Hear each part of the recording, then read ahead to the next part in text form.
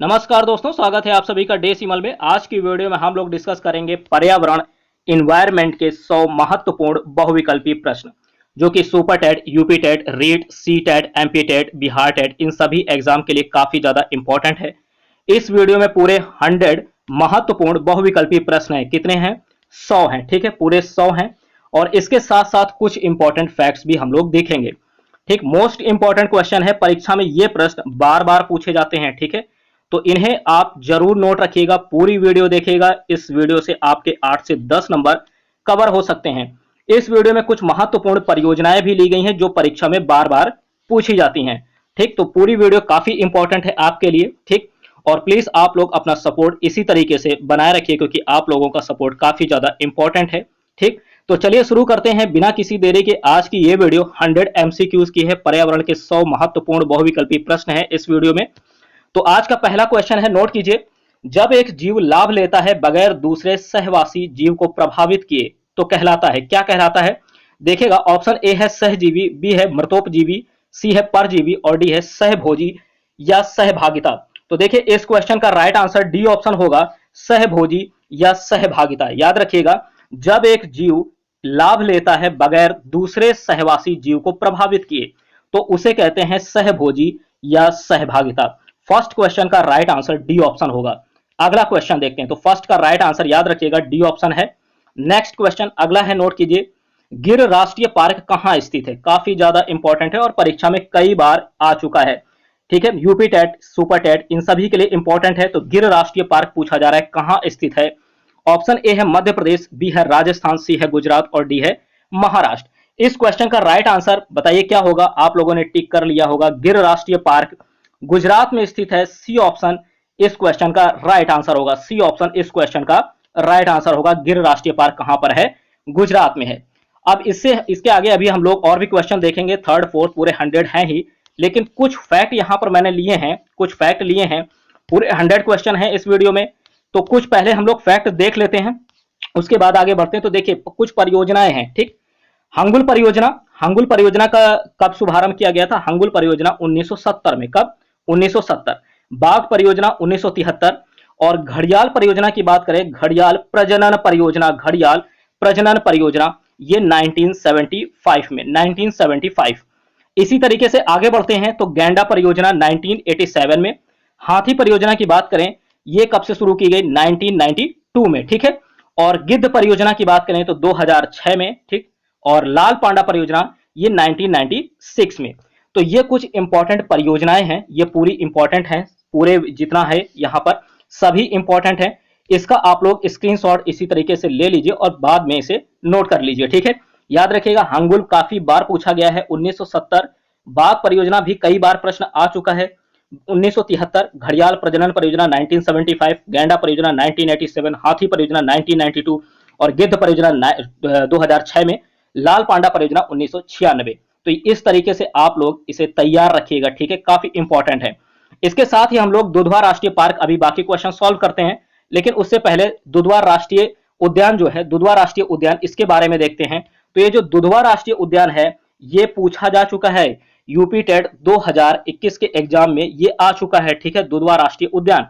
तो देखिएगा, ये कहां पर स्थित है दुधवा राष्ट्रीय उद्यान? सबसे पहले याद रखिएगा, लखीमपुर खीरी, लखीमपुर खीरी में है, और जो कि यूपी में पड़ता है, उत्तर प्रदेश में। ठीक है, इतना पहले याद रखिए। उसके बाद देखते हैं, इसके बाद देखेंगे कि इसकी स्थापना बारहसिंघा एवं शेर जैसी दुर्लभ प्रजातियों के संरक्षण, ठीक है, एवं समुचित विकास हेतु वर्ष कब किया गया?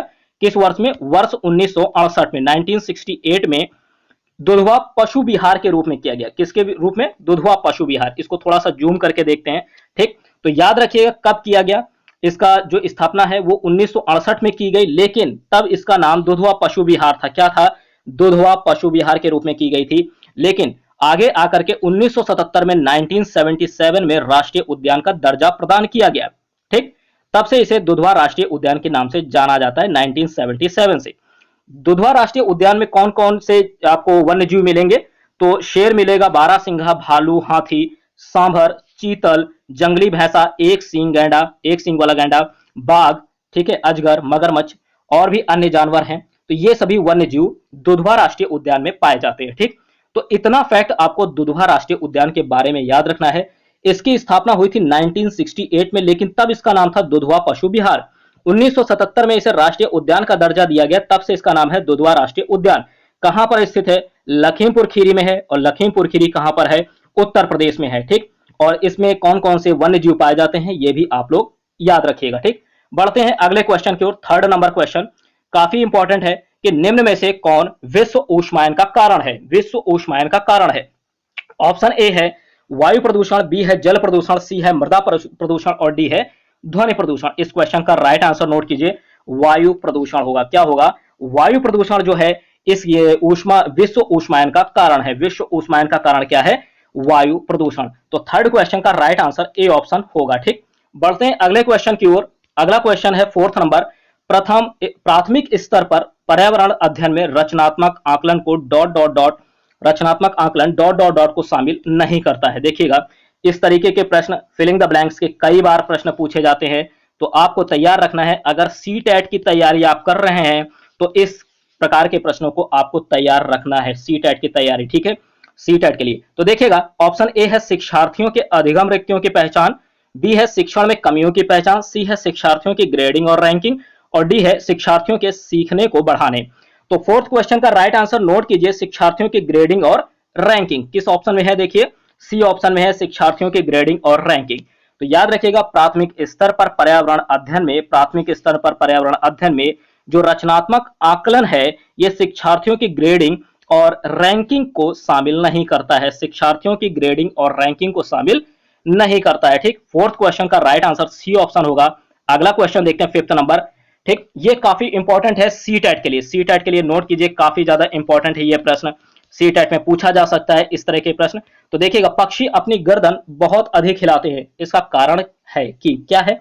पक्षियों की आंख की पुतली घूम नहीं सकती, बी है पक्षियों की आंखें छोटी होती हैं, सी है उनके कान पंखों से ढके होते हैं, और डी है उड़ सकते हैं। तो इस क्वेश्चन का देखिए राइट आंसर होगा पक्षियों की आंखों की पुतली घूम नहीं सकती। पक्षियों की आंखों की पुतली घूम नहीं सकती है, इस कारण से वे अपनी गर्दन बहुत अधिक हिलाते हैं। तो याद रखिएगा आज से ये फैक्ट कि पक्षी अपनी गर्दन बहुत ज्यादा हिलाते हैं। क्या कारण है इसका? इसका कारण सिर्फ यही है कि वे उनकी आंखों की पुतली घूम नहीं सकती, तो देखने के लिए अपनी गर्दन ज्यादातर हिलाते हैं। ठीक, तो इस क्वेश्चन का राइट आंसर ए ऑप्शन होगा। क्या होगा? ए ऑप्शन है। बढ़ते हैं अगले प्रश्न की ओर। सिक्स नंबर नोट कीजिए, प्रोटीन के पाचन में सहायक एंजाइम है। प्रोटीन के पाचन में सहायक एंजाइम है। ऑप्शन ए है, नोट कीजिए, सल्फेटेंस, बी है ट्रिप्सिन, सी है प्रोटीएस और डी है यूरियस। ठीक, तो देखिए इस क्वेश्चन का राइट आंसर क्या होगा? सी ऑप्शन होगा, प्रोटीएस। क्या होगा? प्रोटीएस। याद रखिएगा, प्रोटीन के पाचन में सहायक एंजाइम, प्रोटीन के पाचन में सहायक एंजाइम प्रोटीएस है। क्या है? प्रोटीएस। और इसके बारे में नोट भी है कि प्रोटीएस प्रोटीन को पचाता है। नोट कीजिए कि प्रोटीएस जो है ये प्रोटीन को पचाता है, यह प्रोटीन को पेप्टाइड्स में परिवर्तित करता है। ठीक है, जो प्रोटीएस है ये प्रोटीन को किस में परिवर्तित करता है? तो पेप्टाइड्स में परिवर्तित करता है। काफी इंपॉर्टेंट क्वेश्चन है, प्रोटीन के पाचन में सहायक एंजाइम प्रोटीएस होगा। सिक्स क्वेश्चन का राइट आंसर सी ऑप्शन होगा। बढ़ते हैं नेक्स्ट क्वेश्चन की ओर। सेवेंथ नंबर नोट कीजिए, सूक्ष्म जीव जो बीटी कपास के उत्पादन से संबंधित है वह है, एक क्या है? विषाणु, बी है फफूंद, सी है जीवाणु और डी है नील हरित शैवाल। ठीक, तो देखिए सेवेंथ का राइट आंसर क्या होगा? जीवाणु होगा। क्या होगा? जीवाणु। बी ऑप्शन राइट आंसर है। ठीक है, बी ऑप्शन राइट आंसर है, जीवाणु। सी ऑप्शन होगा इसका, सी ऑप्शन जीवाणु। ठीक है, तो सूक्ष्म जीव जो बीटी कपास के उत्पादन से संबंधित है वह क्या है? एक जीवाणु है। सी ऑप्शन राइट आंसर है, सी ऑप्शन जीवाणु सही होगा। ठीक है, जीवाणु सही होगा। अगर मैंने बी बोल दिया है तो बी गलत है, जीवाणु सही है। ठीक है, तो इस क्वेश्चन का राइट आंसर सी ऑप्शन होगा। ठीक, सी ऑप्शन होगा, जीवाणु। सूक्ष्म जीव जो बीटी कपास के उत्पादन से संबंधित है वह क्या है? जीवाणु। अगला क्वेश्चन देखते हैं, 8th नंबर।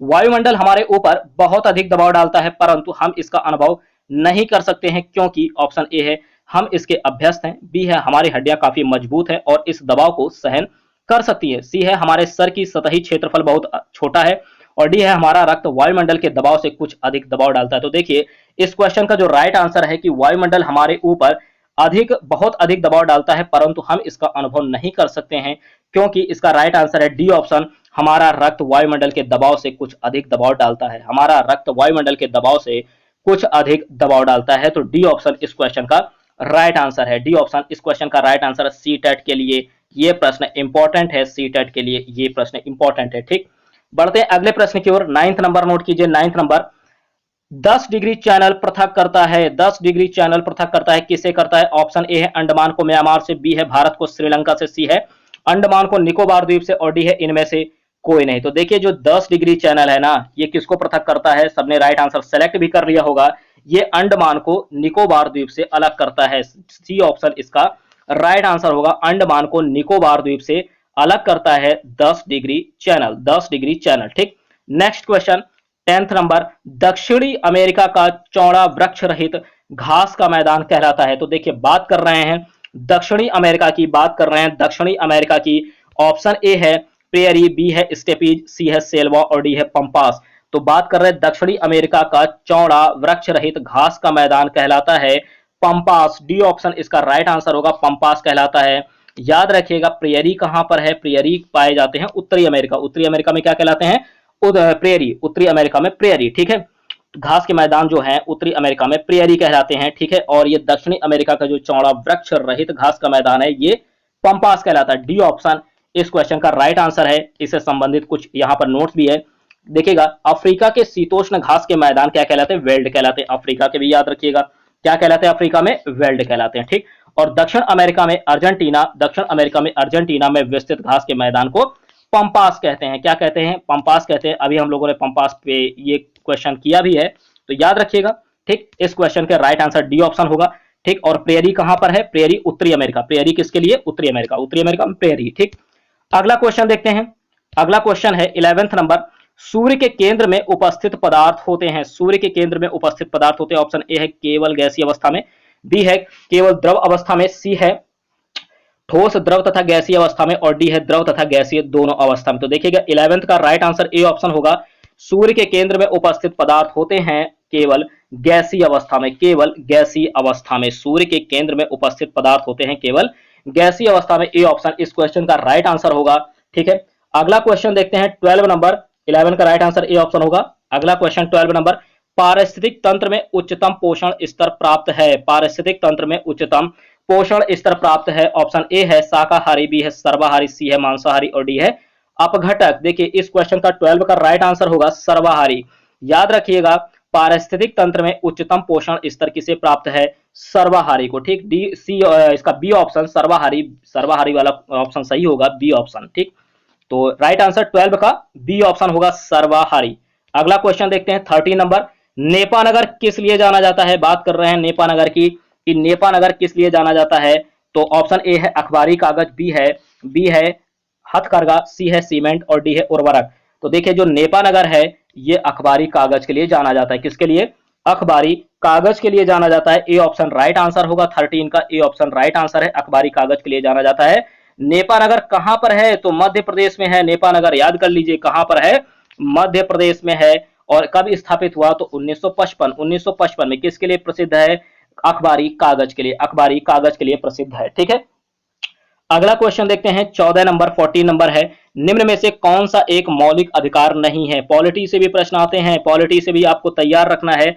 निम्न में से कौन सा एक मौलिक अधिकार नहीं है? ठीक है, तो यहां पर आपको विशेष ध्यान देना है नहीं पर। मैं बार बार हर वीडियो में बोलता हूं कि इस तरीके के प्रश्नों पर आपको विशेष ध्यान देना जिसमें पूछा जाता है कि कौन सा नहीं है। ठीक, तो देखिएगा ऑप्शन ए है समानता का अधिकार, बी है संपत्ति का अधिकार, सी है स्वतंत्रता का अधिकार, और डी है शोषण के विरुद्ध अधिकार। तो देखिए इस क्वेश्चन का राइट आंसर होगा संपत्ति का अधिकार। तो देखिए किस ऑप्शन में है संपत्ति का अधिकार? बी ऑप्शन में है। ठीक, संपत्ति का जो अधिकार है ये मौलिक अधिकार नहीं है। समानता का अधिकार है, स्वतंत्रता का अधिकार है, शोषण के विरुद्ध अधिकार है, लेकिन संपत्ति का अधिकार ये जो है मौलिक अधिकार नहीं होगा। बी ऑप्शन राइट आंसर है, बी ऑप्शन राइट आंसर। अगला क्वेश्चन देखते हैं 15 नंबर, इससे संबंधित देखिए यहां पर नोट भी है, 15 नंबर बाद में देखेंगे, इससे संबंधित नोट देख लेते हैं कि 44वें संविधान संशोधन के आधार पर, 44वें नोट कर लीजिए कौन से संविधान संशोधन के आधार पर?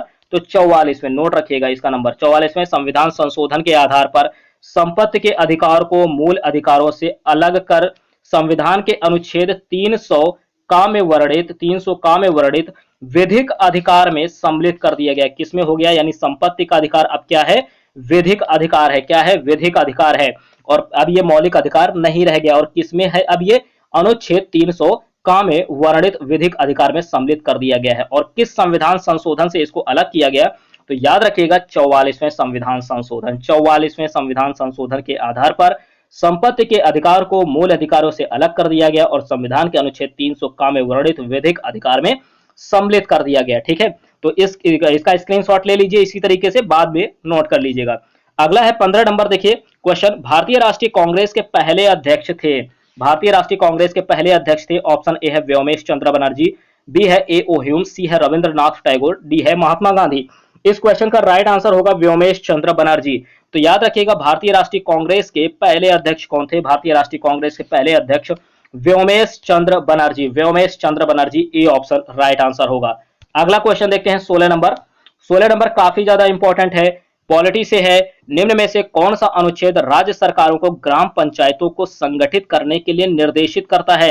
राज्य सरकारों को बात कर रहे हैं, राज्य सरकारों को ग्राम पंचायतों को संगठित करने के लिए, ग्राम पंचायतों को संगठित करने के लिए निर्देशित करता है। ऑप्शन ए है अनुच्छेद 33, बी है अनुच्छेद 42, सी है अनुच्छेद 40 और डी है अनुच्छेद 51। इस क्वेश्चन का राइट आंसर सी ऑप्शन होगा, अनुच्छेद 40। ठीक है, अनुच्छेद 40 के तहत राज्य सरकारों को ग्राम पंचायतों को संगठित करने के लिए निर्देशित करता है, अनुच्छेद 40 के तहत, 40 के। ठीक है, तो देखिएगा इससे संबंधित नोट यहां पर अनुच्छेद 40 होगा इस क्वेश्चन का राइट आंसर। ठीक है, भारतीय संविधान के भाग 4 में, किसमें? भाग 4 में उल्लेखित राज्य के नीति निदेशक तत्वों के अंतर्गत अनुच्छेद 40 में पंचायतों के गठन का उल्लेख किया गया है तथा 73वें संविधान संशोधन 1993 में संविधान के भाग 9 अनुच्छेद 243 में पंचायतों का स्पष्ट प्रावधान किया गया है। तो याद रखिएगा अनुच्छेद 40 और इसके बाद 73वें संविधान संशोधन 1993 में संविधान के भाग 9 अनुच्छेद 243 में पंचायतों का स्पष्ट प्रावधान किया गया। स्पष्ट प्रावधान के लिए याद रखिएगा अनुच्छेद 243 भाग 9। ठीक है, तो जो प्रश्न इंपॉर्टेंट है वो यही है कि आपको याद रखना है ग्राम पंचायतों को संगठित करने के लिए निर्देशित करता है कौन सा अनुच्छेद राज्य सरकारों को? अनुच्छेद 40। ठीक, काफी ज्यादा इंपॉर्टेंट है, सी ऑप्शन राइट आंसर है। अगला क्वेश्चन देखते हैं 17 नंबर, काफी इंपॉर्टेंट है। निम्न में से कौन सी एक समिति पंचायती राज संस्था से संबंधित नहीं है? पंचायती राज संस्था से संबंधित नहीं है। ऑप्शन ए है एल.एम. सिंघवी समिति, बी है अशोक मेहता समिति, सी है बलवंत राय मेहता समिति और डी है पी.वी.एन. राव समिति। तो देखिए इस क्वेश्चन का राइट आंसर होगा डी ऑप्शन, पी.वी.एन. राव समिति। जो है पी.वी.एन. राव समिति, ये जो है एक ऐसी समिति है जो पंचायती राज संस्था से संबंधित नहीं है। ये फिर से वही प्रश्न आ गया नहीं वाला कि कौन सा नहीं है।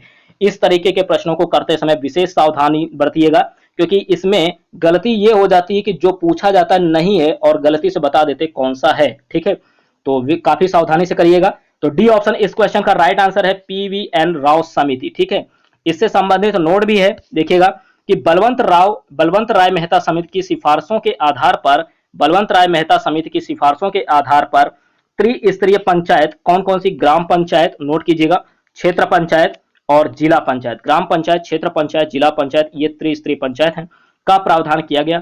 अशोक मेहता समिति ने द्विस्तरीय पंचायत की सिफारिश की थी और एल.एम. सिंघवी समिति भी इसी से संबंधित है। एल.एम. सिंघवी समिति भी इसी से संबंधित है।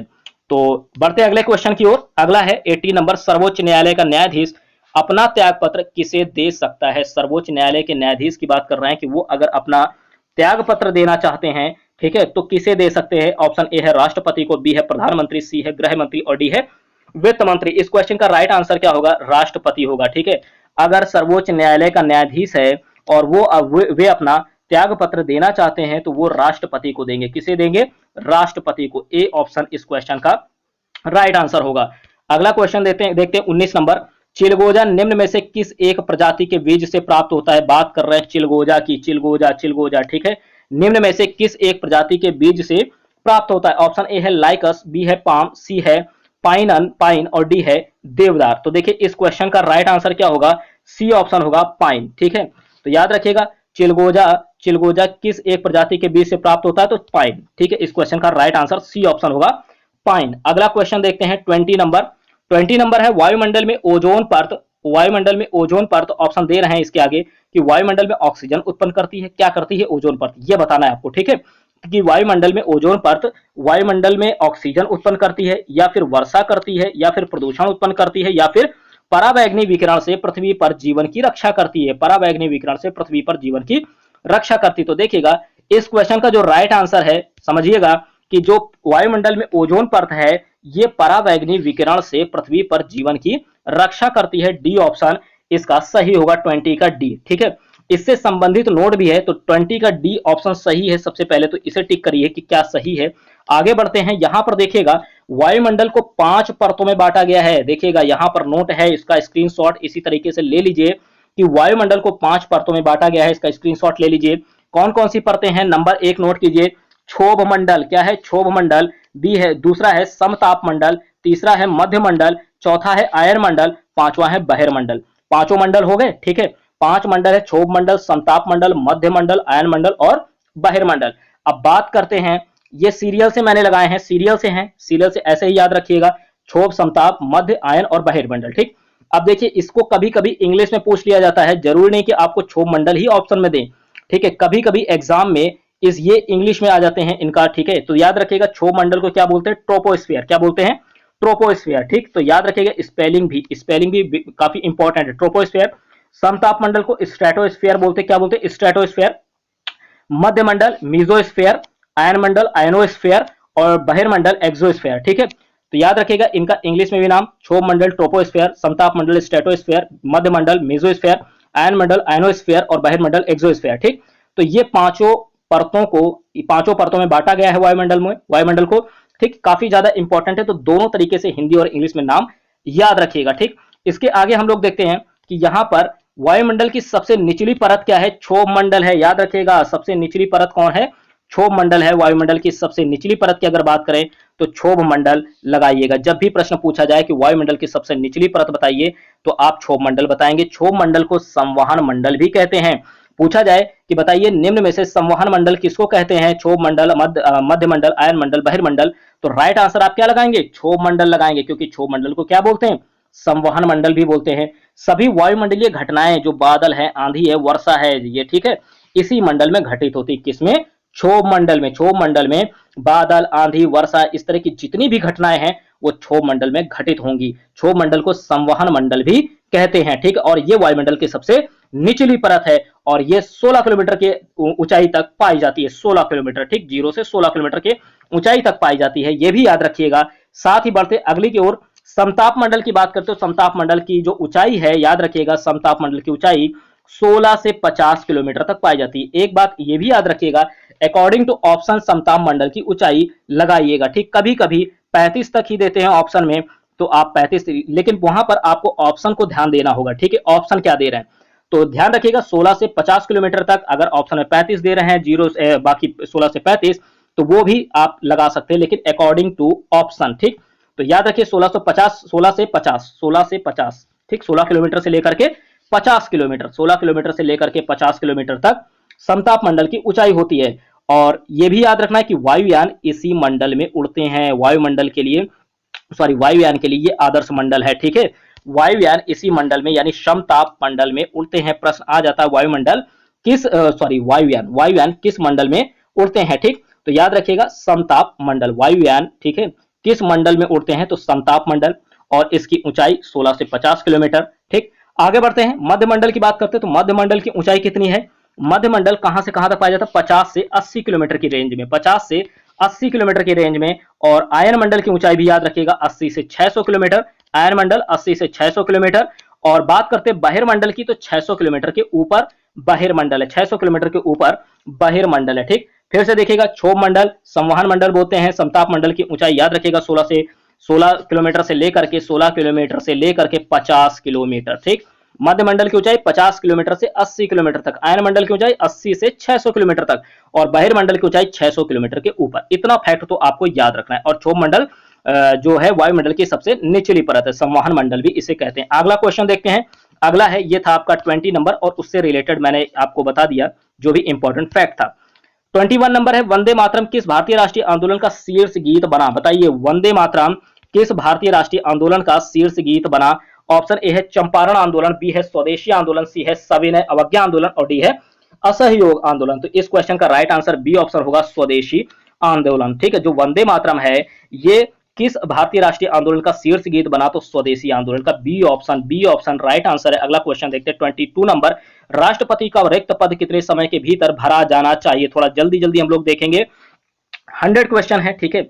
तो देखिए राष्ट्रपति का रिक्त पद कितने समय के भीतर भरा जाना चाहिए? ऑप्शन ए है 1 वर्ष, बी है 2 वर्ष, सी है 4 वर्ष और डी है 6 वर्ष। इस क्वेश्चन का राइट आंसर होगा 6 माह है, ठीक है। 1 वर्ष, 2 वर्ष, 4 माह और 6 माह। 1 वर्ष, 2 वर्ष, 4 माह और 6 माह। इस क्वेश्चन का राइट आंसर होगा डी ऑप्शन 6 माह। 6 महीने के अंदर, 6 महीने के अंदर राष्ट्रपति का रिक्त पद भरा जाना चाहिए। 6 महीने के अंदर, 6 मंथ के अंदर, ठीक है।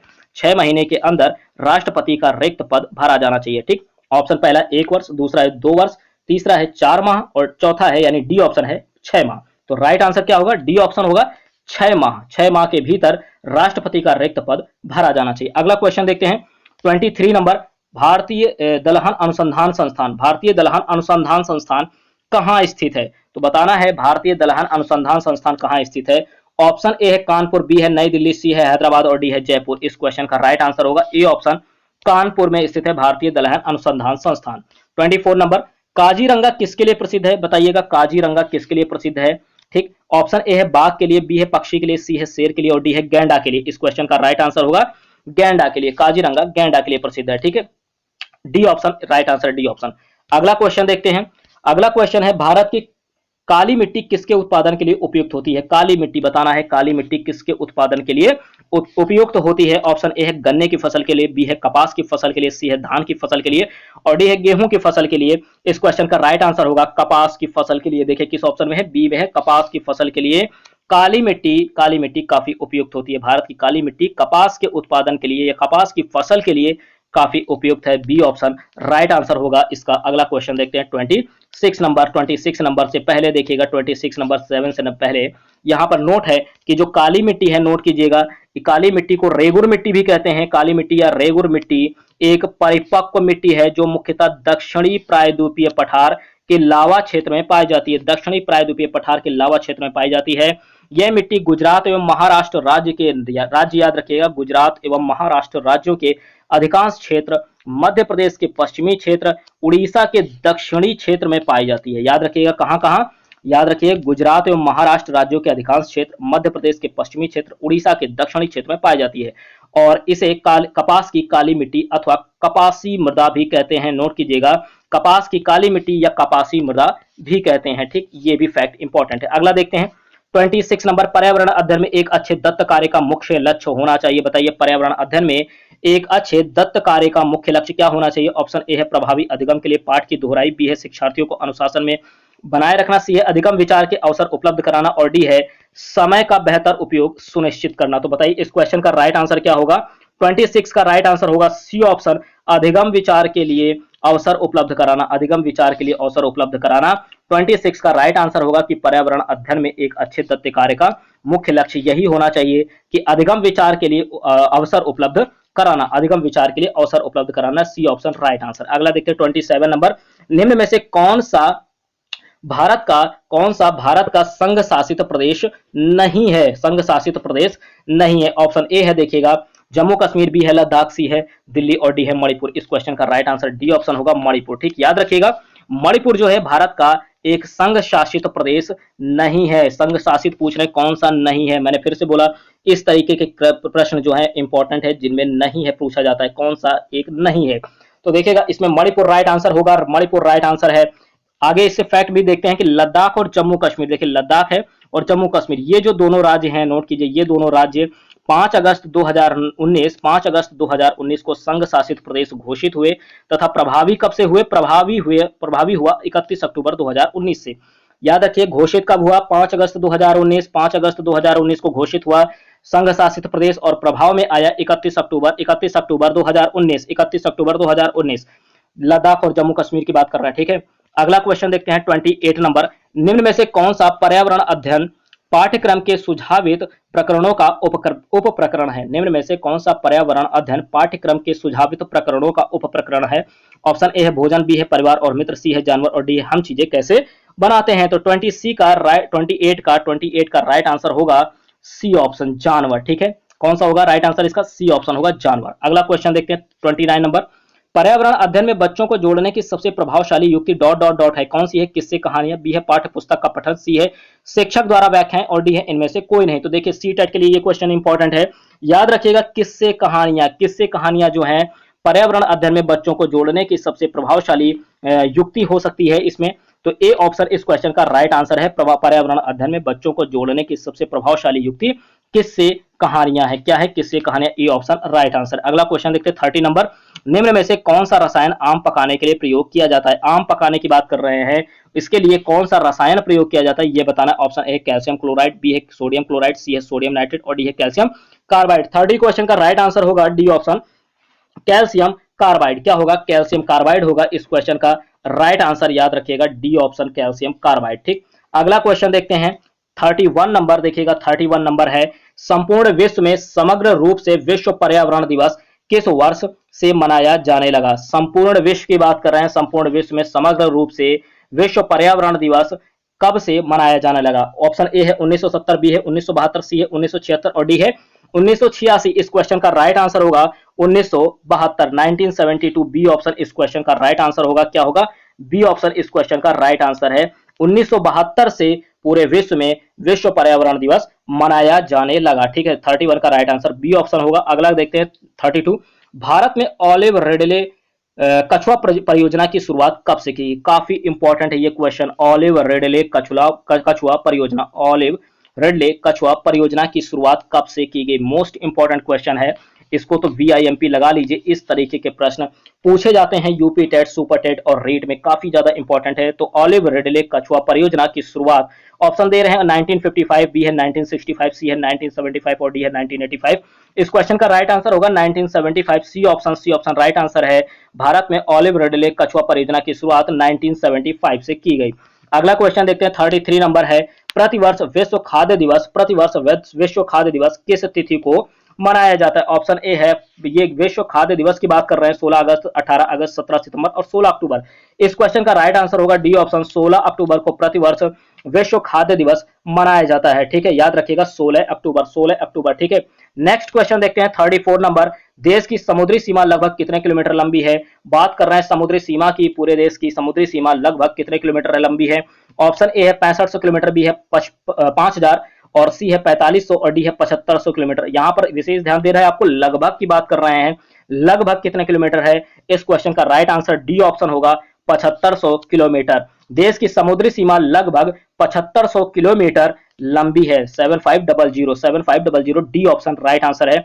अगला क्वेश्चन देखते हैं 35 नंबर, किस पर्यावरणीय सम्मेलन के पश्चात विश्व पर्यावरण दिवस मनाने की घोषणा की गई? बताइए इस क्वेश्चन का राइट आंसर क्या होगा कि किस पर्यावरणीय सम्मेलन के पश्चात विश्व पर्यावरण दिवस मनाने की घोषणा की गई? ऑप्शन ए है क्योटो प्रोटोकॉल, बी है स्टॉकहोम सम्मेलन, सी है रियो डी जेनेरियो सम्मेलन और डी है इनमें से कोई नहीं। इस क्वेश्चन का राइट आंसर बी ऑप्शन होगा, स्टॉकहोम सम्मेलन। याद रखिएगा सभी लोग कि स्टॉकहोम सम्मेलन के पश्चात ही विश्व पर्यावरण दिवस मनाने की घोषणा की गई थी। वेरी इंपॉर्टेंट है, वेरी इंपॉर्टेंट। स्टॉकहोम सम्मेलन के पश्चात ही विश्व पर्यावरण दिवस मनाने की घोषणा की गई थी और समग्र रूप पूरे विश्व में पहली बार कब मनाया गया? 1972। अगला क्वेश्चन देखते हैं, सिमलीपाल जैवमंडल क्षेत्र का संबंध किस राज्य से है? बात कर रहे हैं सिमलीपाल की, देखिएगा ऑप्शन ए है झारखंड, बी है तेलंगाना, सी है ओडिशा और डी है कर्नाटक। बात कर रहे हैं सिमलीपाल जैवमंडल क्षेत्र की, इसका संबंध ओडिशा राज्य से है। किस राज्य से है? ओडिशा राज्य से। इस क्वेश्चन का राइट आंसर 36 का सी ऑप्शन होगा, ओडिशा राज्य से है। अगला क्वेश्चन देखते हैं 37 नंबर, देखिएगा 37 नंबर है, भारत की सबसे लंबी स्थलीय सीमा किस देश के साथ है? भारत की सबसे लंबी स्थलीय सीमा की बात करें किस देश के साथ है? ऑप्शन ए है पाकिस्तान, बी है बांग्लादेश, सी है म्यांमार और डी है चीन। इस क्वेश्चन का राइट आंसर नोट कीजिए, बांग्लादेश होगा। क्या होगा? बांग्लादेश के साथ भारत की स्थलीय सीमा सबसे लंबी है। भारत की सबसे लंबी स्थलीय सीमा किस देश के साथ है? बांग्लादेश के साथ है। बी ऑप्शन इसका राइट आंसर होगा। अगला देखते हैं 38 नंबर, मैंग्रोव वनों का सर्वाधिक विस्तार है। ऑप्शन ए है राजस्थान, बी है महाराष्ट्र, सी है पश्चिम बंगाल और डी है गुजरात। इस क्वेश्चन का राइट आंसर होगा, मैंग्रोव वनों का जो विस्तार है वो सर्वाधिक है पश्चिम बंगाल। क्या होगा? इस क्वेश्चन का right answer Paschim Bengal, C option right answer है। अगला क्वेश्चन देखते हैं 39 नंबर, निम्न में से किस वनस्पति को मरुस्थल का राजा कहते हैं? वेरी इंपॉर्टेंट, मरुस्थल का राजा बात कर रहे हैं, मरुस्थल का राजा किसे कहते हैं? ऑप्शन ए है खेजड़ी, बी है बबूल, सी है खजूर और सी डी है कैक्टस यानी नागफनी। इस क्वेश्चन का राइट आंसर है, मरुस्थल का जो राजा वो खेजड़ी होता है। कौन होता है? खेजड़ी को कहते हैं खेजड़ी। खेजड़ी एक ऐसी वनस्पति है जिसे मरुस्थल का राजा कहते हैं, मरुस्थल का राजा। अगला क्वेश्चन देखते हैं 39 का ए ऑप्शन राइट आंसर होगा खेजड़ी। 40 नंबर देखते हैं, 40 नंबर, निम्न में से कौन सा या कौन से परिवार की विशेषता के अंतर्गत शामिल है या है? ऑप्शन ए है वंशानुगत संबंध, बी है वैवाहिक अनिवार्यता, सी है सामाजिक संस्था और डी है उपरोक्त सभी। तो देखिएगा इस क्वेश्चन का राइट आंसर होगा डी ऑप्शन। क्या होगा? डी ऑप्शन होगा 40 का उपरोक्त सभी। याद रखिएगा निम्न में से ये जो सभी हैं यानी वंशानुगत संबंध, वैवाहिक अनिवार्यता और सामाजिक संस्था, ठीक, ये तीनों ही परिवार की विशेषता के अंतर्गत शामिल है। परिवार की विशेषता के अंतर्गत शामिल है वंशानुगत संबंध, वैवाहिक अनिवार्यता और सामाजिक संस्था। डी ऑप्शन राइट आंसर है इसका 40 का यानी 40 का। अगला क्वेश्चन देखते हैं 41 नंबर, महासागरों में जल स्तर वृद्धि का कारण क्या है? ऑप्शन ए है अत्यधिक वर्षा, बी है ध्रुवीय प्रदेश में बर्फ का पिघलना, सी है अम्ल वर्षा और डी है इनमें से कोई नहीं। तो देखिए इस क्वेश्चन का 41 का राइट आंसर होगा ध्रुवीय प्रदेश में बर्फ का पिघलना। ध्रुवीय प्रदेश में बर्फ का पिघलना जो है इस क्वेश्चन का राइट आंसर होगा 41 का बी, यानी कि महासागरों में जल स्तर वृद्धि का कारण क्या है? ध्रुवीय प्रदेश में बर्फ का पिघलना। 42 नंबर देखते हैं, मृत सागर क्या है? मृत सागर ऑप्शन ए है ऐसा सागर जिसका पानी जहरीला होता है, बी है ऐसा सागर जिसमें ज्वार भाटा बहुत तीव्र गति से आता है, ऐसा सागर जिसमें जहाज चलाना खतरनाक होता है, या ऐसा सागर जो सभी महासागरों व सागरों से ज्यादा नमकीन होता है। तो देखिए बात कर रहे हैं मृत सागर की, डी ऑप्शन 42 का राइट आंसर होगा ऐसा सागर जो सभी महासागरों व सागरों से ज्यादा नमकीन होता है। ऐसा सागर जो सभी महासागरों व सागरों से ज्यादा नमकीन होता है उसे कहते हैं मृत सागर। 42 का राइट आंसर डी ऑप्शन होगा। अगला क्वेश्चन देखते हैं 43 नंबर, भारत में मोबाइल सेवा कब से शुरू की गई? ऑप्शन ए है 1990, बी है 1992, सी है 1995 और डी है 1999। तो देखिए इस क्वेश्चन का राइट आंसर 1995 है। 1995 से भारत में मोबाइल सेवा शुरू की गई। 44 नंबर देखते हैं, भारत में पिन कोड प्रणाली की शुरुआत कब से की गई? भारत में पिन कोड प्रणाली वेरी इंपॉर्टेंट, पिन कोड प्रणाली जो है ये काफी इंपॉर्टेंट है, इसको नोट रखिएगा। ऑप्शन ए है 1965, बी है 1968, सी है 1970 और डी है 1972। इस क्वेश्चन का राइट आंसर होगा 1972 से भारत में पिन कोड प्रणाली की शुरुआत की गई। 1972 से भारत में पिन कोड प्रणाली की शुरुआत की गई। 44 का राइट आंसर डी ऑप्शन होगा। अगला क्वेश्चन देखते हैं 45, निम्न में से कौन सी नदी विषुवत रेखा को 2 बार काटती है? कौन सी ऐसी नदी है जो विषुवत रेखा को 2 बार काटती है? ऑप्शन ए है अमेजन नदी, सी बी है कांगो नदी, सी है लिम्पोपो नदी और डी है नील नदी। 45 का राइट आंसर नोट कीजिए, बी ऑप्शन होगा कांगो नदी। याद रखिएगा कांगो नदी जो है ये विषुवत रेखा को 2 बार काटती है। कांगो नदी विषुवत रेखा को 2 बार काटती है कांगो नदी। अगले देखते हैं 46 नंबर, याद रखिए इसका 45 का राइट आंसर बी ऑप्शन होगा कांगो नदी। अगला देखते हैं 46 नंबर, ड्रॉकेंस वर्ग पर्वत निम्न में से कहां स्थित है? ड्रॉकेंस वर्ग पर्वत की बात कर रहे हैं। ऑप्शन ए चीन, बी है दक्षिण अफ्रीका, सी है अमेरिका और डी है ऑस्ट्रेलिया। तो देखिए बात कर रहे हैं ड्रॉकेंस वर्ग पर्वत, ये दक्षिण अफ्रीका में, कहां पे? साउथ अफ्रीका, दक्षिण अफ्रीका में ड्रॉकेंस वर्ग पर्वत स्थित है। 46 का राइट आंसर बी ऑप्शन होगा। अगला क्वेश्चन देखते हैं 47 नंबर, नोट कीजिए 47 नंबर, व्यापार की दृष्टि से सर्वाधिक व्यस्त महासागर, व्यापार की दृष्टि से सर्वाधिक व्यस्त महासागर है। ऑप्शन ए है अटलांटिक महासागर, बी है प्रशांत महासागर, सी है हिंद महासागर और डी है इनमें से कोई नहीं। तो देखिए व्यापार की दृष्टि से सर्वाधिक व्यस्त महासागर होगा, इस क्वेश्चन का राइट आंसर है ए ऑप्शन अटलांटिक महासागर। कौन होगा? अटलांटिक महासागर जो है ए ऑप्शन राइट आंसर है। यह व्यापार की दृष्टि से सर्वाधिक व्यस्त महासागर है। अगला क्वेश्चन देखते हैं 48 नंबर है, नोट कीजिए 48 नंबर, इडुक्की परियोजना वेरी इंपॉर्टेंट। इडुक्की परियोजना कई बार पूछा गया है। इडुक्की परियोजना किस राज्य में है? ऑप्शन है आंध्र प्रदेश, बी है मध्य प्रदेश, सी है केरल और डी है तमिलनाडु। देखिए इस क्वेश्चन का राइट आंसर होगा केरल। इडुक्की परियोजना कहां पर है? केरल में है। कहां पर है? केरल में इडुक्की परियोजना, केरल। इस क्वेश्चन का राइट आंसर सी ऑप्शन होगा। अगला क्वेश्चन देखते हैं 49 नंबर, नोट कीजिए 49 नंबर, पृथ्वी की चुंबकीय रेखा कहां से गुजरती है? पृथ्वी की चुंबकीय रेखा कहां से गुजरती है? ऑप्शन ए कन्याकुमारी, बी है त्रिवेंद्रम, सी है विशाखापट्टनम और डी है कोच्चि। तो देखिए इस क्वेश्चन का राइट आंसर होगा बी ऑप्शन त्रिवेंद्रम। याद रखिए पृथ्वी की जो चुंबकीय रेखा है ये त्रिवेंद्रम से गुजरती है। 49 का राइट आंसर बी ऑप्शन होगा, पृथ्वी की चुंबकीय रेखा त्रिवेंद्रम से होकर गुजरती है। बी ऑप्शन इसका राइट आंसर है, ठीक, बी ऑप्शन इसका राइट आंसर है, बी ऑप्शन।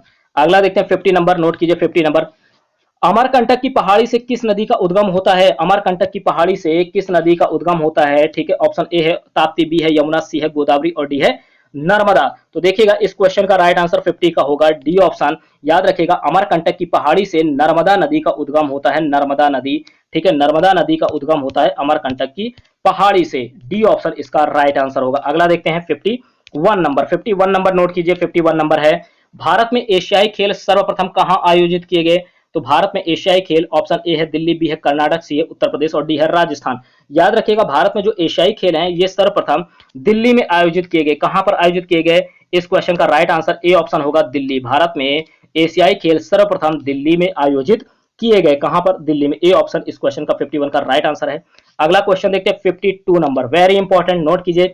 फरक्का परियोजना किस नदी पर स्थित है? फरक्का परियोजना की बात कर रहे हैं, किस नदी पर स्थित है? ऑप्शन ए है यमुना, बी है सोन, सी है गंगा और डी है टोंस। तो फरक्का परियोजना ये गंगा नदी पर स्थित है। सी ऑप्शन इसका राइट आंसर होगा, गंगा नदी, याद रखिएगा। और राज्य पश्चिम बंगाल, राज्य आपको याद रखना फरक्का परियोजना पश्चिम बंगाल, और राज्य है इसका, और नदी है गंगा नदी। सी ऑप्शन इसका राइट आंसर होगा, सी ऑप्शन इसका राइट आंसर है। अगला क्वेश्चन देखते हैं 53 नंबर, अरावली पर्वत श्रेणी की सबसे ऊंची चोटी कौन सी है? अरावली पर्वत श्रेणी की सबसे ऊंची चोटी कौन सी है? ऑप्शन ए है धूपगढ़, बी है गुरु शिखर, सी है काल सुखाई, डी है दोदा बेटा।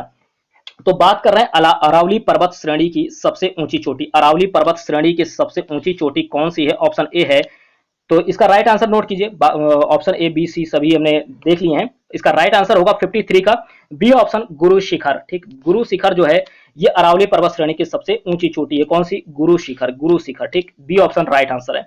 54 नंबर नोट कीजिए। 54 नंबर, धान और गन्ने की खेती किस क्षेत्र में बृहद पैमाने पर की जाती है? बात कर रहे हैं धान और गन्ने की खेती के लिए, सी टेट के लिए इस तरीके के प्रश्न काफी इंपॉर्टेंट है। धान और गन्ने की खेती किस क्षेत्र में बृहद पैमाने पर की जाती है? ऑप्शन ए खादर क्षेत्र, बी है बांगर क्षेत्र, सी है तराई क्षेत्र और डी है इनमें से कोई नहीं। तो धान और गन्ना ये दोनों खेती तराई क्षेत्र में ज्यादा बृहद पैमाने पर, मतलब कि बृहद पैमाने पर की जाती हैं तराई क्षेत्र में।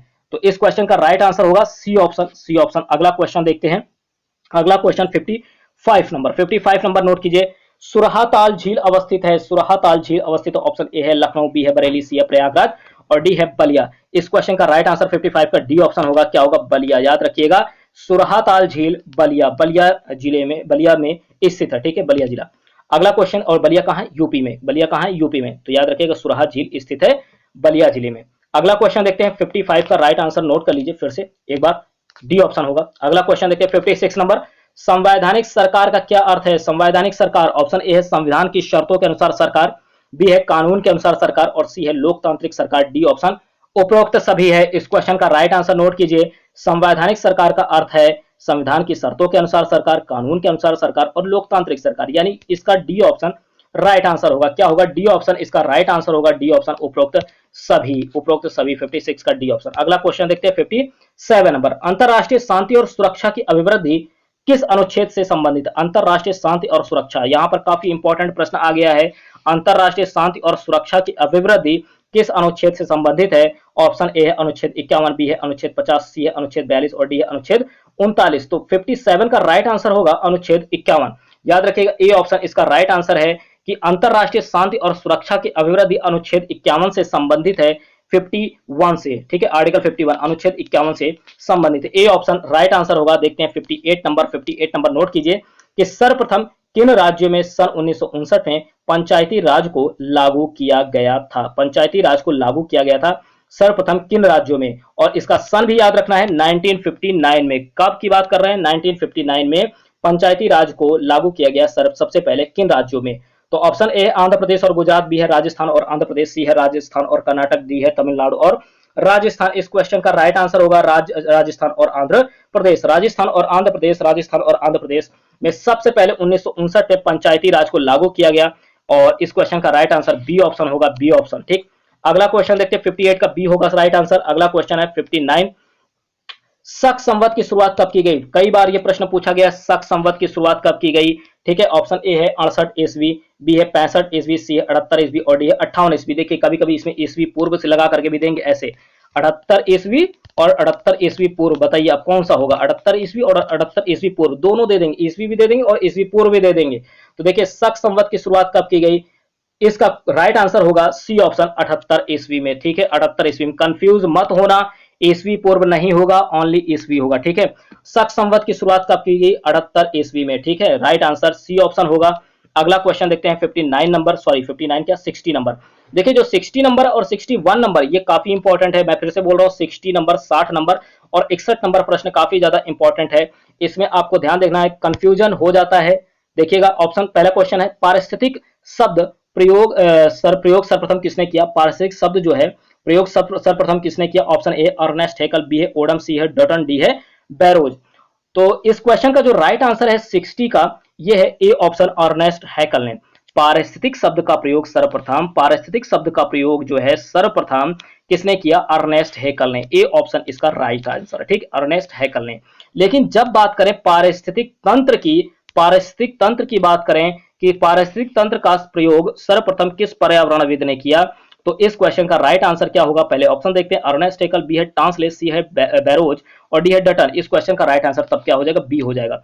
यानी फिर से सुनिएगा, इस क्वेश्चन का राइट आंसर बी ऑप्शन है। ये जब आपसे पारिस्थितिक तंत्र की बात करें, नोट कीजिएगा, तंत्र की बात करें, तंत्र की, तब टांसले, तंत्र की टांसले, ठीक है, तंत्र की टांसले। और जब आपसे केवल पारिस्थितिक शब्द की बात करें तो अर्नेस्ट हैकल होगा। क्या होगा? अर्नेस्ट हैकल होगा। जब शब्द की बात करें तो अर्नेस्ट हैकल, और जब पारिस्थितिक तंत्र की बात करें तो टांसले, तंत्र से, इस तरह तंत्र, तंत्र लिखेंगे ना टी से, ऐसे वैसे तंत्र ऐसे होता नहीं है, ठीक है, लेकिन इसको एक ट्रिक बना सकते हैं, तंत्र जब बोले तो टांसले, टांसले, ठीक है, और जब पारिस्थितिक शब्द बोले तो अर्नेस्ट हैकल, याद हो जाएगा ना। तो 61 और 60 काफी ज्यादा इंपॉर्टेंट है, इसको नोट रखिएगा, इस तरीके के प्रश्न परीक्षा में आ सकते हैं, ठीक। 62 नंबर देखते हैं। 62 नंबर है, जीव तथा उसके वातावरण के आपसी संबंधों का अध्ययन करने वाला विज्ञान कहलाता है।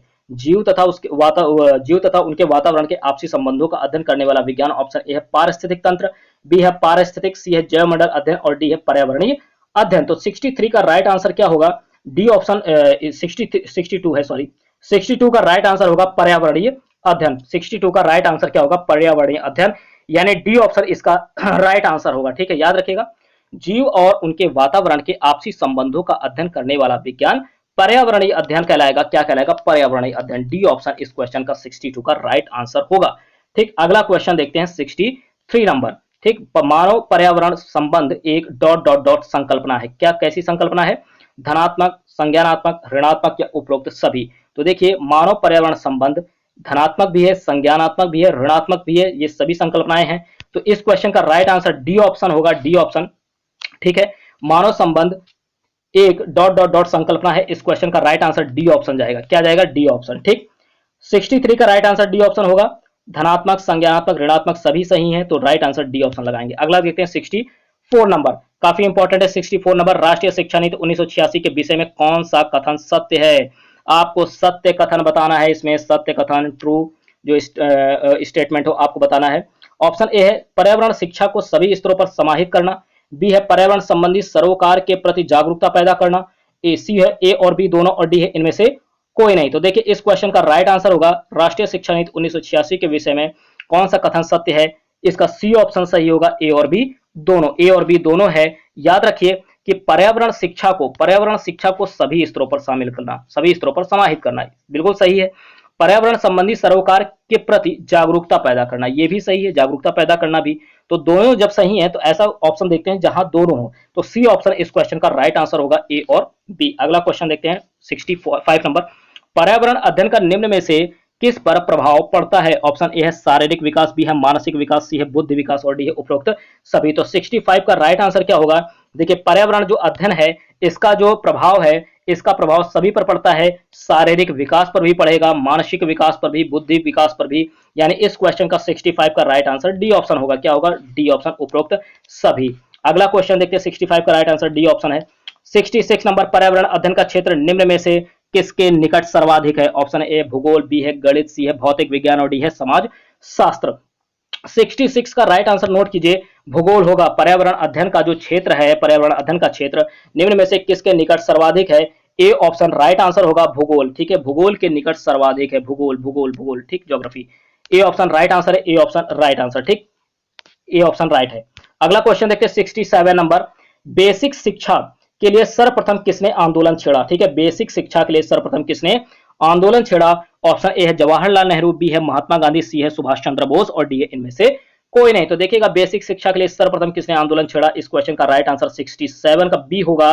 किसने? महात्मा गांधी जी ने बेसिक शिक्षा के लिए सबसे पहले आंदोलन छेड़ा था। बी ऑप्शन राइट आंसर होगा, महात्मा गांधी जी, ठीक है। अगला क्वेश्चन देखते हैं 68 नंबर, पर्यावरण की पाठ्यचर्या में शामिल होना चाहिए, क्या होना चाहिए? बच्चों के अनुभव, बी है स्कूल का वातावरण, सी है उपयुक्त पाठ्यक्रम और डी है उपयुक्त सभी। तो देखिए पर्यावरण की पाठ्यचर्या में शामिल होना चाहिए बच्चों के अनुभव भी, स्कूल का वातावरण भी और उपयुक्त पाठ्यक्रम भी, तो सभी होना चाहिए। इस क्वेश्चन का राइट आंसर क्या जाएगा, डी ऑप्शन जाएगा 68 का, डी ऑप्शन उपयुक्त सभी। ठीक, तो डी ऑप्शन राइट आंसर। अगला क्वेश्चन देखते हैं 69 नंबर। निम्न में से स्थायी ज्ञान का संबंध किस सिद्धांत से संबंधित है। निम्न में से स्थायी ज्ञान का संबंध किस सिद्धांत से संबंधित है। ऑप्शन ए है प्रेरणा का सिद्धांत, बी है क्रियाशीलता का सिद्धांत, सी है रुचि का सिद्धांत और डी है नियोजन का सिद्धांत। तो देखिए इस क्वेश्चन का राइट आंसर 69 का है, बी ऑप्शन क्रियाशीलता का सिद्धांत। याद रखिएगा क्रियाशीलता का सिद्धांत इस क्वेश्चन का राइट आंसर है। स्थायी ज्ञान का संबंध क्रियाशीलता के सिद्धांत से संबंधित है। स्थायी ज्ञान का संबंध क्रियाशीलता के सिद्धांत से संबंधित है, बी ऑप्शन राइट आंसर होगा 69 का। अगला क्वेश्चन देखते हैं 70 नंबर। विज्ञान को पर्यावरण अध्ययन के रूप में निम्न में से किस स्तर पर पढ़ाया जाता है। ऑप्शन ए है प्राथमिक स्तर पर, बी है उच्च स्तर पर, सी है प्राथमिक स्तर पर, पहला है माध्यमिक स्तर। ठीक है, ऑप्शन ए है माध्यमिक स्तर पर, बी है उच्च स्तर पर, सी है प्राथमिक स्तर पर और डी है इनमें से कोई नहीं। तो कह रहे हैं विज्ञान को पर्यावरण अध्ययन के रूप में किस स्तर पर पढ़ाया जाता है, साइंस को। ठीक है, ऑप्शन ए दे रहे हैं माध्यमिक स्तर, बी उच्च स्तर, सी है प्राथमिक और डी इनमें से कोई नहीं। इस क्वेश्चन का राइट आंसर सी ऑप्शन होगा, प्राथमिक स्तर। क्या होगा, प्राथमिक स्तर पर विज्ञान को पर्यावरण अध्ययन के रूप में पढ़ाया जाता है। ठीक, तो इस क्वेश्चन का राइट आंसर क्या होगा, प्राथमिक स्तर। ठीक है, 71 नंबर देखते हैं। 71 नंबर अगला है 71 number. EIA environmental impact assessment America में कब स्थापित हुआ, वेरी इंपॉर्टेंट। ठीक है, इन्वायरमेंटल इंपैक्ट असेसमेंट अमेरिका में कब स्थापित हुआ। तो ऑप्शन ए है 1960, बी है 1961, सी है 1963 और डी है 1969। तो देखिए इस क्वेश्चन का राइट आंसर होगा 71 नंबर है 1969। नोट कीजिएगा, इन्वायरमेंटल इंपैक्ट असेसमेंट अमेरिका में 1969 में स्थापित हुआ, डी ऑप्शन इसका राइट आंसर होगा। अगला देखते हैं 72 नंबर। 72 नंबर नोट कीजिए कि संविधान के किस संशोधन द्वारा मूल कर्तव्यों को जोड़ा गया था। संविधान के किस संशोधन द्वारा मूल कर्तव्यों को जोड़ा गया था। ऑप्शन ए है, मूल कर्तव्यों की बात कर रहे हैं, किस संविधान संशोधन के द्वारा जोड़ा गया। ऑप्शन ए है 44वें संशोधन, बी है 42वें संशोधन, सी है 65वें संशोधन और डी है 52वें। इस क्वेश्चन का राइट आंसर होगा 42वें संशोधन। ठीक है, याद रखिएगा 42वें संविधान संशोधन के तहत, ठीक है, मूल कर्तव्यों को जोड़ा गया था, यानी बी ऑप्शन इसका राइट आंसर होगा 42वें संविधान संशोधन। अगला क्वेश्चन देखते हैं 73 नंबर। वर्तमान में मौलिक कर्तव्यों की संख्या कितनी है, वेरी इंपॉर्टेंट। मौलिक कर्तव्यों की संख्या कितनी है वर्तमान में। ऑप्शन ए है 10, बी है 8, सी है 11, डी है 12। तो बताइएगा इस क्वेश्चन का राइट आंसर होगा सी ऑप्शन 11। वर्तमान में जो मौलिक कर्तव्य हैं वो कितने हैं भैया, याद रखिएगा मौलिक कर्तव्य 11 हैं। कितने हैं मौलिक कर्तव्यों की संख्या, 11। अगला क्वेश्चन देखते हैं, सी ऑप्शन इस क्वेश्चन का राइट आंसर होगा, सी ऑप्शन। अगला देखते हैं 74 नंबर। इलायची तथा काजू की खेती के लिए कौन सी मिट्टी उपयुक्त होती है। इलायची तथा काजू की खेती के लिए ऑप्शन ए है लैटराइट, बी है काली, सी है लाल मिट्टी और डी है जलोढ़ मिट्टी। तो 74 का राइट आंसर होगा लैटराइट मिट्टी। याद रखिएगा इलायची और काजू की खेती के लिए लैटराइट मिट्टी जो होती है, लैटराइट मिट्टी ये सबसे ज्यादा उपयुक्त होती है। ए ऑप्शन 74 का राइट आंसर होगा, इलायची और काजू की खेती के लिए लैटराइट मिट्टी ज्यादा उपयुक्त होती है, ए ऑप्शन राइट आंसर। अगला देखते हैं 75 नंबर। चंबल, सिंधु, बेतवा, केन किस नदी की सहायक नदियां हैं। नदियों से भी प्रश्न आते हैं, सहायक नदी भी याद रखिएगा कि चंबल, सिंध, बेतवा, केन किस नदी की सहायक नदी हैं। ऑप्शन ए है सोन, बी है गंडक, सी है यमुना और डी है झेलम। देखिए इस क्वेश्चन का राइट आंसर सी ऑप्शन होगा, यमुना की सहायक नदियां हैं चंबल, सिंध, बेतवा, केन। चंबल, सिंध, बेतवा, केन ये सभी यमुना की सहायक नदियां हैं। 75 का राइट आंसर सी ऑप्शन होगा। अगला क्वेश्चन देखते हैं 76। निम्न में से कौन सा समूह जड़ों का है, कौन सा समूह है जो जड़ों का है, कौन सा समूह जड़ों का है। ऑप्शन ए है गाजर, हल्दी, अदरक, बी है शकरकंद, मूली, अदरक, सी है चुकंदर, आलू, अदरक और डी है गाजर, चुकंदर, मूली। 76 का राइट आंसर होगा डी ऑप्शन गाजर, चुकंदर, मूली। याद रखिएगा गाजर, चुकंदर, मूली जो है ये जो समूह है ये जड़ों का है। किसका है, जड़ों का। तो 76 का राइट आंसर डी ऑप्शन होगा, डी ऑप्शन गाजर, चुकंदर, मूली ये समूह जो है जड़ों का है। ठीक, डी ऑप्शन राइट आंसर। अगला देखते हैं 77 नंबर। चेराओ कहाँ का नाच है जिसमें 6 से 8 व्यक्ति समूह बनाकर नृत्य करते हैं। बताइए जो 6 से 8 व्यक्ति हैं ये समूह बनाकर नृत्य करते हैं, ठीक है, उसे कहते हैं चेराओ। और बताना है आपको कि ये जो चेराओ है ये कहाँ का नाच है। ऑप्शन ए है आंध्र प्रदेश, बी है मणिपुर, सी है मिजोरम और डी है तेलंगाना। इस क्वेश्चन का 77 का राइट आंसर सी ऑप्शन होगा मिजोरम। याद रखिएगा, चेराओ मिजोरम का नाच है, मिजोरम का नृत्य है। यहाँ पर 6 से 8 से मतलब इस नृत्य में 6 से 8 व्यक्ति होते हैं और ये समूह बनाकर नृत्य करते हैं, नाचते हैं, इसे चेराओ कहते हैं। और कहां पर होता है? Mizoram. C option right answer. अगला देखते हैं 78 नंबर, नोट कीजिए कि भारत में ठंडे रेगिस्तान मानसून से प्रभावित क्यों नहीं होते हैं। ऑप्शन ए, ठंडे रेगिस्तान में हवा बहुत पतली अर्थात कम होती है। बी है, ठंडे रेगिस्तान हिमालय की वृष्टि छाया में होते हैं। सी है, ठंडे रेगिस्तान बहुत ऊंचाई पर होते हैं। और डी है, ठंडे रेगिस्तानों में गर्म गर्मियां और बेहद ठंडी सर्दियां होती हैं। तो इस क्वेश्चन का राइट आंसर क्या होगा? बी ऑप्शन होगा। याद रखिएगा, हिमालय की वृष्टि, जो ठंडे रेगिस्तान है ये हिमालय की वृष्टि छाया में रहते होते हैं, हिमालय की वृष्टि छाया में होते हैं ठंडे रेगिस्तान। तो भारत में ठंडे रेगिस्तान मानसून से प्रभावित क्यों नहीं होते? इसका कारण यही है कि ये हिमालय की वृष्टि छाया में रहते हैं, हिमालय की वृष्टि छाया में रहते हैं। इस कारण से ठंडे रेगिस्तान मानसून से प्रभावित नहीं होते हैं। बी ऑप्शन इसका राइट आंसर होगा 78 का। अगला देखते हैं 79 नंबर, स्थानों, दूरियों और दिशाओं की सापेक्ष स्थिति को समझने की क्षमता क्या कहलाती है?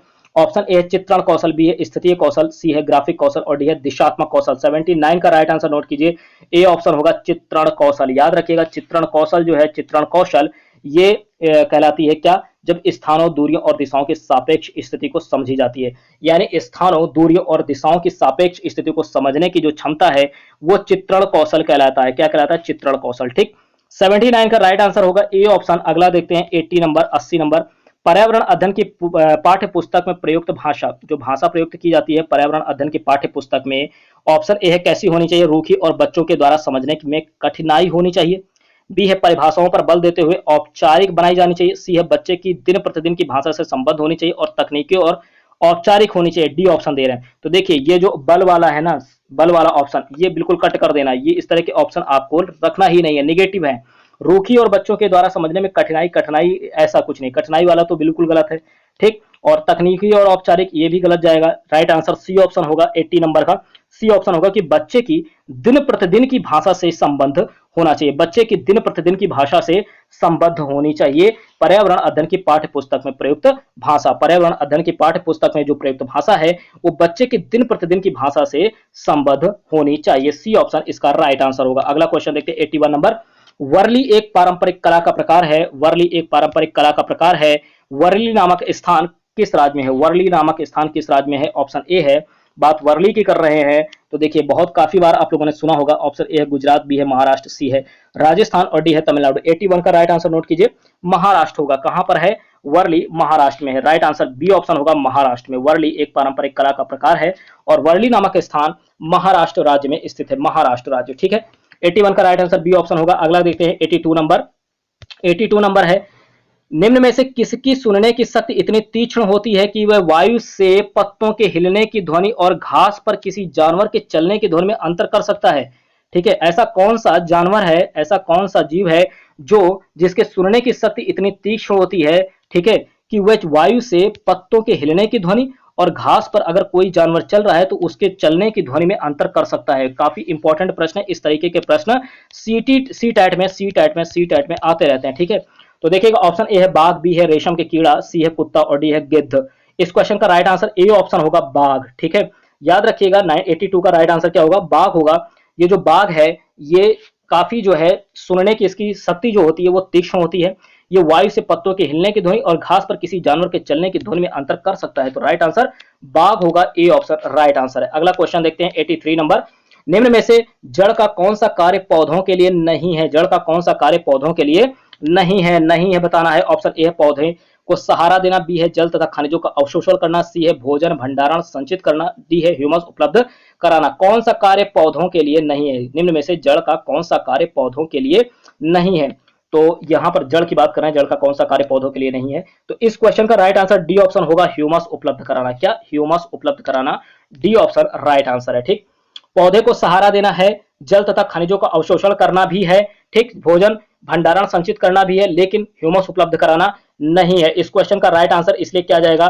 डी ऑप्शन जाएगा, डी ऑप्शन। ये जो है जड़ का कार्य नहीं है पौधों के लिए। ठीक है, अगला देखते हैं 84 नंबर, ग्रामीण क्षेत्र के मकानों के ढांचे की, ठीक है, ग्रामीण क्षेत्र के मकानों के ढांचे वहां की जलवायु, मौसम की स्थिति से संबंधित होते हैं। ठीक है, एक गांव के मकान के लक्षण नीचे दिए गए हैं।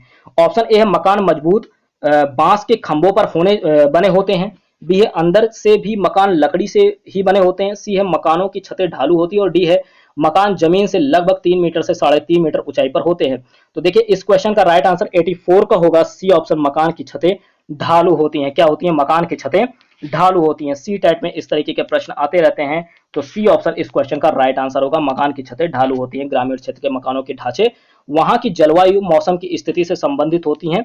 एक गांव के मकान के लक्षण क्या है कि मकानों की जो छतें हैं होती हैं वो ढालू होती है। मकानों की जो छतें होती हैं वो ढालू होती हैं। सी ऑप्शन राइट आंसर होगा। ठीक है, अगला देखते हैं 85 नंबर, नोट कीजिए 85।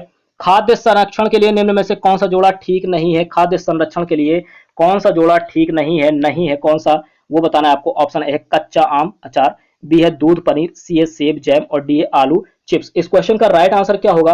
85 नंबर है दूध पनीर। याद रखिएगा कौन सा जोड़ा ठीक नहीं है, तो ये है दूध पनीर वाला, दूध पनीर। ठीक, ये जो है जोड़ा ठीक नहीं है आपसे पूछा गया। इस क्वेश्चन का राइट आंसर बी ऑप्शन होगा। अगला देखते हैं 86 नंबर देखते हैं। निम्न में से कौन सी विशेषता बरगद के पेड़ की जड़ों की नहीं है? निम्न में से कौन सी विशेषता बरगद के पेड़ की जड़ों की नहीं? ऑप्शन ए है जड़ें भोजन का भंडारण करती हैं, बी है जड़ें खंभों की तरह पेड़ की सहायता प्रदान करती हैं, सी है जड़ें शाखाओं से नीचे लटकती हैं और डी इसमें जमीन की भीतर जड़ें होती हैं। तो बरगद के पेड़ की जड़ों की विशेषता कौन सी नहीं है? बरगद के पेड़ के जड़ों की विशेषता कौन सी नहीं है?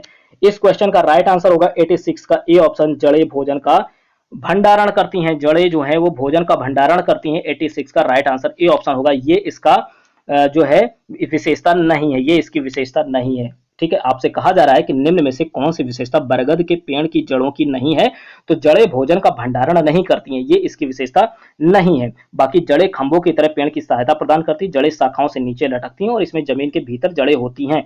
ये सभी विशेषता हैं, लेकिन जड़ें भोजन का भंडारण करती हैं, ये इसकी विशेषता नहीं है। तो ए ऑप्शन राइट आंसर होगा। अगला देखते हैं 87 नंबर, नेपेंथिस। नेपेंथिस एक ऐसा पौधा है जो मेढकों, कीड़े मकोड़े तथा चूहे जैसे छोटे जीवों को अपने अंदर फंसाकर खा जाता है। हमारे देश में यह पौधा कहाँ पाया जाता है? ठीक है, बात कर रहे हैं नेपेंथिस की, नेपेंथिस की। ठीक है, नेपेंथिस एक ऐसा पौधा है जो मेढकों, कीड़े मकोड़ों और चूहे जैसे छोटे जीवों को अपने अंदर फंसा लेता है और उन्हें खा जाता है। ठीक, तो ऑप्शन ए है ये कहाँ पाए जाते हैं नेपेंथिस?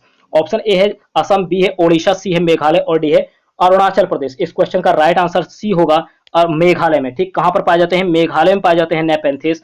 नेपेंथिस मेघालय में पाए जाते हैं। 87 का सी ऑप्शन राइट आंसर होगा। अगला देखते हैं 88। खेलों से किस प्रकार की भावना का विकास होता है? ऑप्शन ए संगठित, बी है राष्ट्रीय एकता, सी है सामाजिक कार्यों और डी है इनमें से कोई नहीं। तो राइट आंसर क्या होगा? 88 का राष्ट्रीय एकता। खेलों से किस प्रकार की भावना का विकास होता है? तो राष्ट्रीय एकता की भावना का विकास होता है। बी ऑप्शन राइट आंसर है। बी ऑप्शन राइट आंसर है, राष्ट्रीय एकता। अगला क्वेश्चन देते हैं 89 नंबर, राष्ट्रीय खेल दिवस किसकी याद में मनाया जाता है? राष्ट्रीय खेल दिवस किसकी याद में मनाया जाता है? ऑप्शन ए है मेजर ध्यानचंद, बी है अजय ठाकुर, सी है सुनील छेत्री और डी है सचिन तेंदुलकर। ए ऑप्शन राइट आंसर होगा, मेजर ध्यानचंद्र की याद में खेल दिवस मनाया जाता है। अगला देखते हैं 90 नंबर, संसद के दो सत्रों के बीच अधिकतम कितने समय का अंतराल हो सकता है? संसद के दो सत्रों के बीच अधिकतम कितने समय का अंतराल हो सकता है? ऑप्शन ए 6 सप्ताह, बी है 1 वर्ष, सी है 6 माह और डी है 7 माह। तो 90 नंबर का राइट आंसर होगा सी ऑप्शन 6 माह। ठीक है, याद रखिएगा कि संसद के दो सत्रों के बीच अधिकतम 6 महीने का अंतराल हो सकता है। सी ऑप्शन राइट आंसर होगा, 6 महीने का अंतराल हो सकता है ज्यादा से ज्यादा। ठीक, अगला प्रश्न देखते हैं 91 नंबर। 91 नंबर, भारतीय संविधान के किस अनुच्छेद में उपराष्ट्रपति का प्रावधान किया गया है?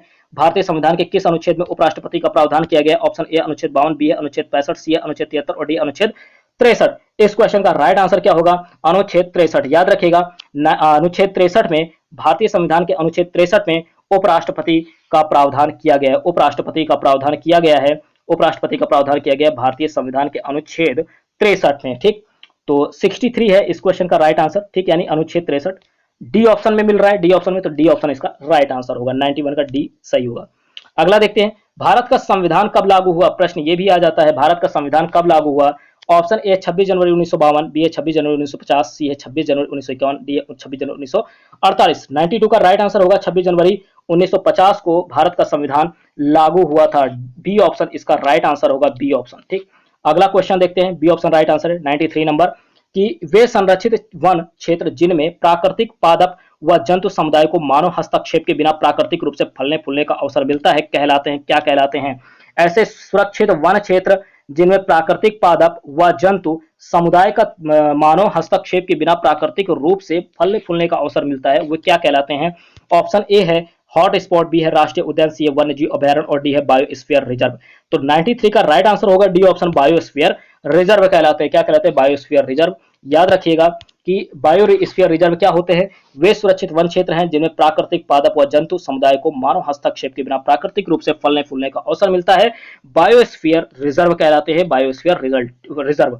D option right answer. अगला क्वेश्चन 94 नंबर, ओजोन परत वायुमंडल के किस मंडल में उपस्थित होती है? बताइए। ओजोन परत, अभी हमने शुरुआत में ही जो परतें वायुमंडल की परतें थी, ठीक है, उससे हमने प्रश्न किए थे, ठीक है, वायुमंडल से संबंधित प्रश्न हम लोगों ने किए थे। तो देखिए ओजोन परत वायुमंडल के किस मंडल में पाई जाती है? तो सभी मंडल जितने भी थे, क्षोभ मंडल, ठीक है, समताप मंडल, और ये जितने भी थे पांचों, हमने मध्य मंडल, आयन मंडल, बहिर्मंडल, जितने भी थे पांचों हम लोगों ने उसके बारे में डिस्कस किया था। यहां पर प्रश्न आ गया है कि ओजोन परत वायुमंडल के किस मंडल में उपस्थित है? ओजोन परत, ऑप्शन ए है क्षोभ मंडल, बी है मध्य मंडल, सी है समताप मंडल और डी है आयन मंडल। इस क्वेश्चन का 94 का राइट आंसर आपका सी ऑप्शन होगा, समताप मंडल में पाई जाती है ओजोन मंडल। ओजोन परत जो है, ओजोन परत, फिर से सुनिएगा, ओजोन परत समताप मंडल में पाई जाती है। किस मंडल में? समताप मंडल में ओजोन परत उपस्थित होती है, ठीक है। अब देखिएगा इस क्वेश्चन का राइट आंसर तो सी हो गया है, ठीक है। एक बार फिर से देख लीजिए कि वायुमंडल को 5 परतों में बांटा गया है। कौन कौन सी? क्षोभ मंडल, समताप मंडल, मध्य मंडल, आयन मंडल, बहिर्मंडल। जिसे क्या क्या बोलते हैं? क्षोभ मंडल को ट्रोपोस्फीयर बोलते हैं, समताप मंडल को स्ट्रेटोस्फीयर बोलते हैं, मध्य मंडल को मेसोस्फीयर, आयन मंडल को आयनोस्फीयर और बहिर्मंडल को एक्सोस्फीयर। ये सभी आपके लिए इंपॉर्टेंट है, ठीक है। तो याद रखिएगा इस क्वेश्चन का राइट आंसर क्या होगा? सी ऑप्शन होगा, समताप मंडल। ओजोन परत वायुमंडल के समताप मंडल में उपस्थित होती हैं। अगला क्वेश्चन देखते हैं 95 नंबर, निम्न में से कौन सा या कौन से कथन सत्य हैं? ऑप्शन ए है वानिकी वन प्रबंधन है, बी है वानिकी वनों का संरक्षण है, सी है वनों का संरक्षण आवश्यक है और डी है उपरोक्त सभी। तो देखिए कौन से कथन सत्य हैं ये आपको बताना है, सत्य कथन बताना है। तो देखिएगा वानिकी वन प्रबंधन है, सही है। वानिकी वनों का संरक्षण है, सही है, ठीक है। वनों का संरक्षण आवश्यक है, ये भी सही है। तो सही ऑप्शन सभी हैं, सी ए बी सी सही है। तो राइट आंसर क्या होगा? डी ऑप्शन होगा, डी, ठीक। उपरोक्त सभी, ये सभी सत्य हैं, ठीक। अगला क्वेश्चन देखते हैं 96 नंबर। 96 नंबर नोट कीजिए, पूछा जा रहा है 96 में कि निम्न में से कौन सी एक अंतरराष्ट्रीय पर्यावरणीय कार्यक्रम में विशेष भूमिका नहीं निभाती? कौन सी ऐसी अंतरराष्ट्रीय संस्था है? निम्न में से कौन सी एक ऐसी अंतरराष्ट्रीय संस्था है जो पर्यावरणीय कार्यक्रम में विशेष भूमिका नहीं निभाती है? तो देखिए ऑप्शन ए है WHO, बी है UNDP, सी है यूनेस्को और डी है UNEP। तो भैया WHO जो है ये राइट आंसर होगा, WHO। ये एक ऐसी अंतरराष्ट्रीय संस्था है जो पर्यावरणीय कार्यक्रम में विशेष भूमिका नहीं निभाती है, ठीक। UNDP, यूनेस्को और UNEP ये निभाती हैं, लेकिन WHO एक ऐसी अंतरराष्ट्रीय संस्था जो पर्यावरणीय कार्यक्रम में विशेष भूमिका नहीं निभाती, विशेष की बात कर रहे हैं, ठीक है। ए ऑप्शन राइट आंसर होगा। इस तरीके के प्रश्न भी आते हैं, ठीक।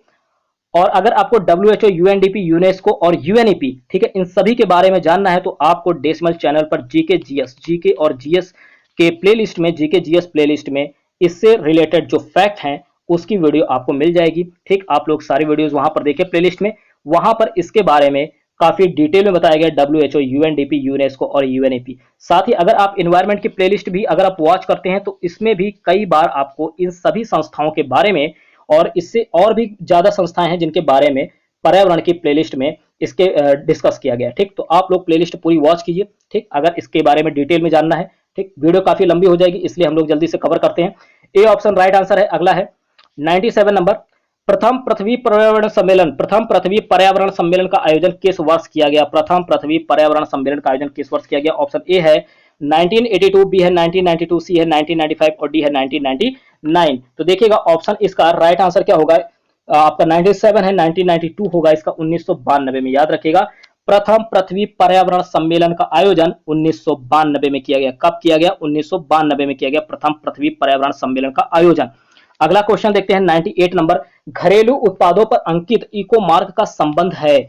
घरेलू उत्पादों पर अंकित इको मार्क का संबंध क्या है? जो इको मार्क बना होता है, घरेलू जो उत्पाद होते हैं इसका संबंध क्या है, ठीक है।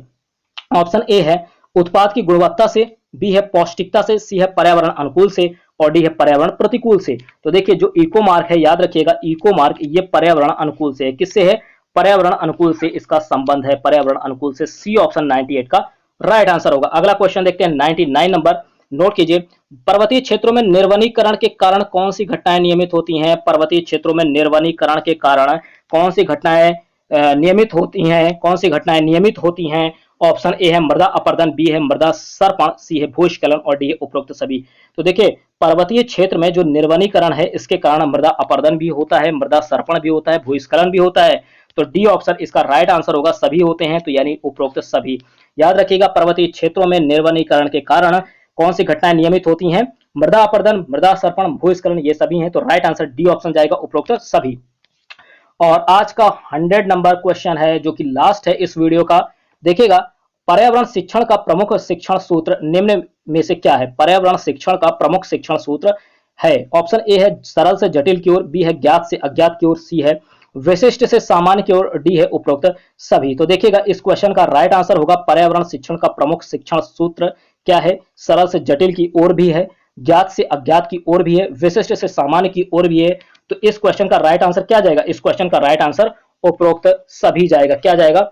उपरोक्त सभी। डी ऑप्शन इसका राइट आंसर होगा, डी ऑप्शन इसका राइट आंसर होगा। ठीक है, तो याद रखिएगा, डी ऑप्शन इसका राइट आंसर है 100 का, यानी सरल से जटिल की ओर भी इसका शिक्षण सूत्र है, ज्ञात से अज्ञात की ओर भी, विशिष्ट से सामान्य की ओर। D option right answer. ठीक, तो ये थे पर्यावरण के, नोट कीजिए, पर्यावरण के इंपॉर्टेंट एमसीक्यूज 100। ठीक है, याद रखिएगा 100 एमसीक्यूज हैं, और इसमें आपके कितने सही हुए, कितने सही हुए, आप लोग कमेंट बॉक्स में कमेंट कीजिए। उम्मीद है आप लोगों के अच्छे जो हैं, आप लोगों ने अच्छा स्कोर किया होगा। ठीक है, 90 प्लस में आप लोगों ने स्कोर किया होगा, ये उम्मीद है 100 में आप लोगों के 90 प्लस में होंगे। और अगर नहीं है, अगर नहीं है तो आप लोग प्रयास करते रहिए। ठीक है, निराश होने की आवश्यकता नहीं है। डेसिमल चैनल पर आपको इन्वायरमेंट की जो पूरी प्लेलिस्ट है आप उसे वॉच कीजिए, वहां पर डिटेल में आपको पढ़ाया गया है।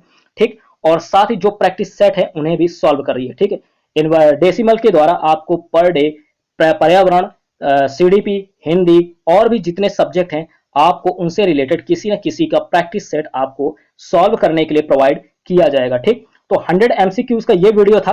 आपके कितने सही हुए 100 में, आप लोग कमेंट बॉक्स में उसे कमेंट कीजिए। ठीक है, साथ ही आप लोगों को अगर वीडियो पसंद आती है तो लाइक कीजिए, शेयर कीजिए, जमकर शेयर कीजिए, अपने दोस्तों में जमकर करिए। ठीक है, मुझे विश्वास है आप लोग जरूर शेयर करेंगे। ठीक है, और साथ ही अपना सपोर्ट इसी तरीके से बनाए रखिए। ठीक है, और चैनल को आप लोग सब्सक्राइब कर लीजिए। ठीक है, अपना सपोर्ट प्लीज आप लोग बनाए रखिए, और सपोर्ट बनाए रखने के लिए चैनल को जिस किसी ने नहीं सब्सक्राइब किया है सब्सक्राइब कर लीजिए। ठीक, इसी तरीके के वीडियोस हम आपके लिए प्रोवाइड करते रहेंगे टाइम टू टाइम। ठीक, मिलते अगले वीडियो में, तब तक के लिए धन्यवाद।